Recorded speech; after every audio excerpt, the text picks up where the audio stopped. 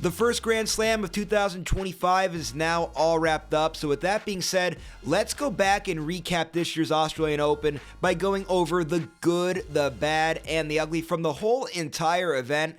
And as always, we get started with the good. And I'm going with your champion, Madison Keys. Finally, Keys getting it done. Congratulations to her. She's been close on a few times, right? You guys remember the U.S. Open about 7 years ago that she lost to Sloane Stephens. Very close at the U.S. Open a few years ago. Had a lead on Sabalenka, lost that one in the semis there. Now, big win in the semis over Iga Swiatek. Follows it up by beating Sabalenka, the back-to-back champ, at the Australian Open to claim her first major championship ever, and she played so great, and she's playing red hot just in general right now.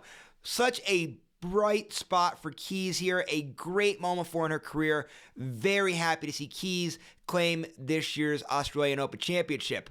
Also, guys, with that being said, right, you have the thrill of victory and the agony of defeat. Also going in this category is runner-up Aryna Sabalenka. Sabalenka wins it the last 2 years, runner-up this year. Hell of a run in the land down under for Sabalenka the last few years, guys.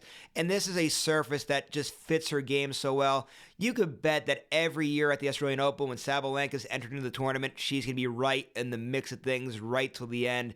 Such a great showing again from her. I know they didn't get the job done. She was trying to chase history to join Martina Hingis to be the first player since Hingis to win 3 straight Australian Open championships. I know fella's a little short here, but still Sabalenka, great showing in this year's tournament. And then, guys, one other person I'm going to talk about really quickly in this category is Paula Badosa. Badosa, great showing, beating Coco Gauff in the quarterfinals. Big win for her there, and a great way to start 2025 off for her. I'm really excited to see what she does in 2025. Now, guys, we go to the bad category. And for this one, I'm going to go with Jessica Pegula. Reason why, Pegula, I thought had a lot of momentum coming into 2025, right? She made it to the finals of the U.S. Open right before the U.S. Open. She had won the Canadian Open, had a pretty good showing at the Cincinnati Open.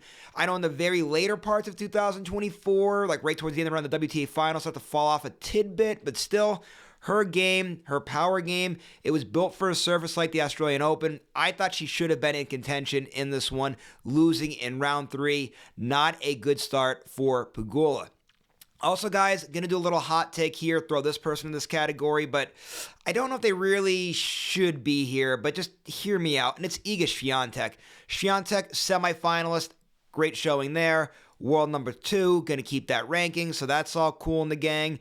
But that loss to Madison Keys, a little uncharacteristic at times from Swiatek, right? She had 2 opportunities at Love 40 to break Keys, failed to do so the first time, second time got it, then serving for the match, gets broken. Then up in the tiebreak for the majority of it, loses that one. Little uncharacteristic for Swiatek, and Swiatek had a good draw in this year's tournament too, guys. So I thought she should have been able to make the finals, in my personal opinion. Obviously, Keys played fantastic in that match. It was a hell of a matchup, but still, Iga Swiatek, that little bit of uncharacteristics in that one. That's why she goes into this bad category. I know, I get it. Hot take, it is what it is, but still, it's thought some uncharacteristics from her. With that being said, though, let's end today's video by going over the ugly. And for this one, I'm going to go with last year's runner-up, Qinwen Zheng, who lost in the second round.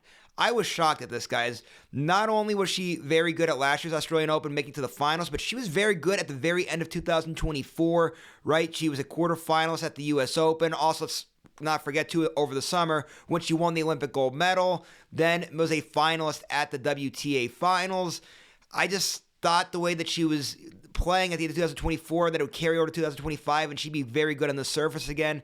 Losing in round 2, not a good showing for last year's runner-up. So that was the good, the bad, and the ugly from this year's Australian Open. Hard to believe that we're already wrapped up with the first Grand Slam of 2025. So it's going to be a very fun tennis season. I can't wait to see what's all going to play out. We're going to have much more coverage right here on this YouTube channel. So make sure all year long you guys are coming here and following along with the 2025 tennis season.